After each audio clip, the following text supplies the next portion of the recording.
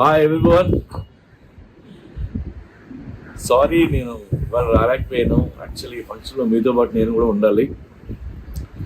ఈ సెన్సార్ కోసమని బాంబేలో ఫైనల్ మిక్సింగ్తో బిజీగా ఉండి రాలేకపోయాను. నేను ఎక్స్ట్రీమ్లీ సారీ.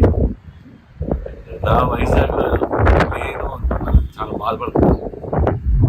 తెలుసు లేదు, నేను తిరిగినంత ఎక్కువ వైజాగే. జగదాంబ సెంటర్లో తిరిగేవాడిని, సరస్వతి జంక్షన్లో సినిమాలన్నీ చూస్తూ అక్కడ చూడని థియేటర్ లేదు.